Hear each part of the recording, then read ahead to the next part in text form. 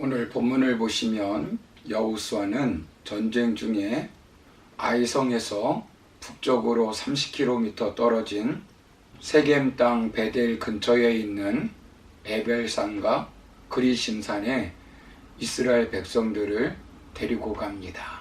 여호수아가 이곳으로 백성들을 이끌고 가는 것은 매우 위험합니다. 왜냐하면 여호수아서 9장 1절 2절을 보시면 가나안의 6왕이 남부 동맹군을 만들어 연합하여 전쟁을 준비하고 있었기 때문입니다. 이런 때에 백성들을 이끌고 가는 것은 자살 행위와 같습니다. 그럼에도 불구하고 여호수아는 백성들을 이끌고 그곳에 갔습니다. 그 이유는 하나님께 제사를 드리기 위해서입니다. 왜냐하면 기름이 떨어진 차가 주유소를 찾는 것과 같기 때문입니다. 하나님께 제사를 드림으로 영적 힘을 공급받기 위해서입니다. 그렇다면 영적 힘을 받는 성공적인 예배는 어떻게 드려야 합니까? 먼저는 제단 중심의 예배, 즉 예수 그리스도를 중심으로 예배를 드려야 한다라고 지난 시간에 말씀드렸습니다. 오늘 두 번째로 살펴볼 것은 율법을 돌에 기록하는 예배, 즉 마음의 말씀을 새기는 예배를 드려야 합니다. 본문 32절을 보시면 여호수아가 거기서 모세가 기록한 율법을 이스라엘 자손의 목전에서 그 돌에 기록하매라고 말씀합니다. 먼저 여호수아는 제단을 쌓고 번제와 화목제를 드린 후에 무엇을 합니까? 율법을 돌에 기록하였습니다.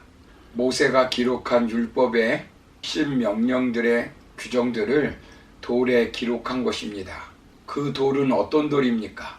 그 돌은 정으로 쪼아내지 아니한 거칠거칠한 제달의 돌이 아니라 신명기 27장 2절 4절의 규례에 따라 석회로 매끄럽게 돌을 칠한 돌입니다.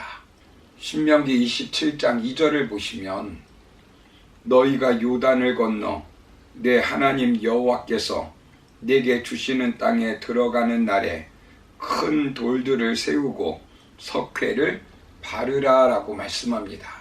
왜 석회를 칠하고 율법을 기록하라고 했습니까? 돌에 석회를 칠한 후에 사람들이 쉽게 보고 읽을 수 있도록 하나님의 말씀을 기록한 것입니다. 이스라엘의 자손의 목전에서 그렇게 쓴 것입니다. 말씀을 마음속에 분명하게 각인시키기 위해서 이렇게 한 것입니다. 가나안 땅의 삶이 말씀 중심의 삶이 되어야 한다라고 알려주시고 있는 것입니다. 오늘날 이 말씀이 우리에게 주는 교훈이 무엇일까요?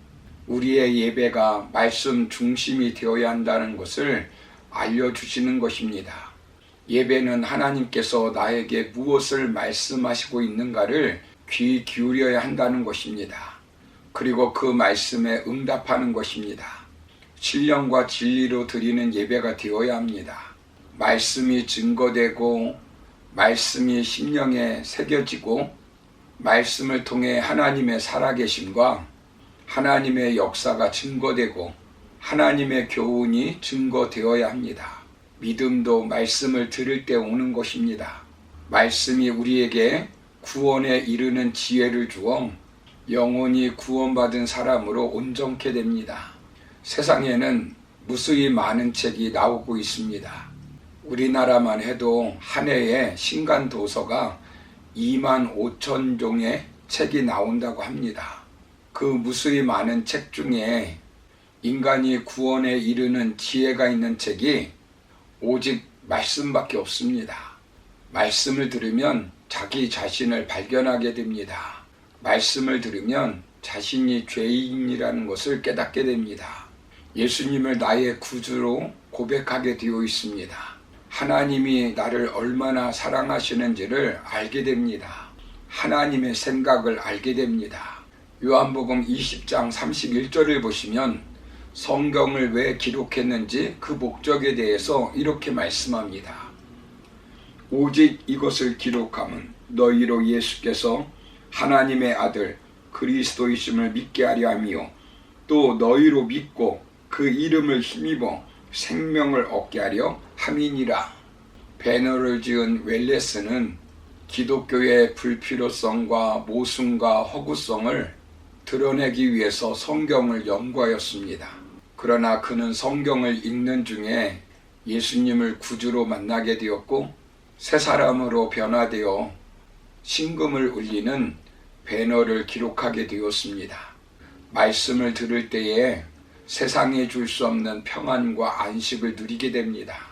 말씀은 살아 운동력 있어 날선 검보다 예리하여 혼과 영과 관절과 고스를 쪼개는 능력이 있습니다.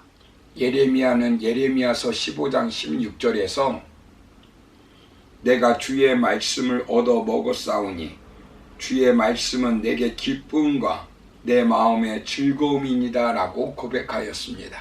그리고 베드로 사도는 베드로전서 2장 2절에서 갓난 아이들같이 순전하고 신령한 젖을 사모하라. 이는 이로 말미암아 너희로 구원에 이르도록 자라게 하려 함이라 라고 말씀합니다. 말씀은 우리를 성숙하게 하여 하나님의 사람으로 온전케 합니다.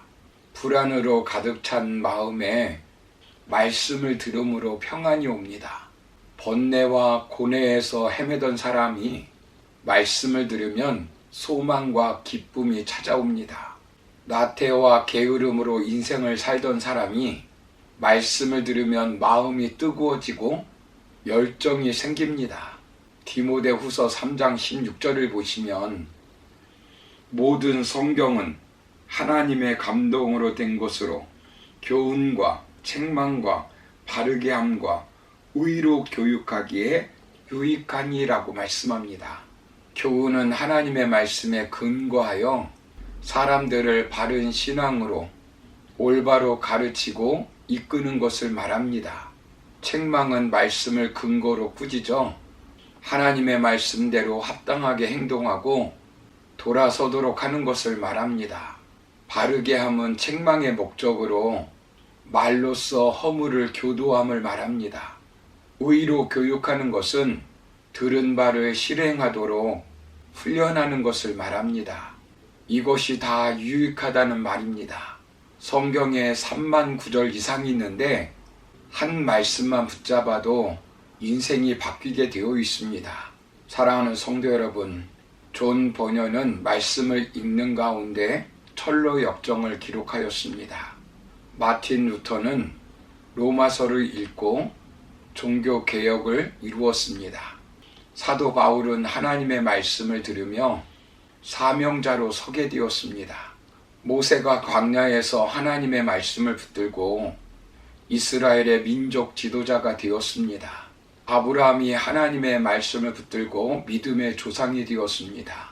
말씀은 하나님의 선한 일을 온전하게 할 수 있도록 능력을 주시고 열정을 주십니다. 엠마오로 가던 두 제자들이 예수님의 말씀을 듣고 누가복음 24장 32절에서 이렇게 고백합니다. 저희가 서로 말하되 길에서 우리에게 말씀하시고 우리에게 성경을 풀어주실 때에 우리 속에서 마음이 뜨겁지 아니하더냐. 그러므로 예배를 통해서 말씀을 듣는 가운데 심령이 뜨거워지고 하나님께서 주신 그 사명 뜨겁게 감당하는 저와 여러분의 삶이 되기를 주님의 이름으로 축원합니다. 감사합니다.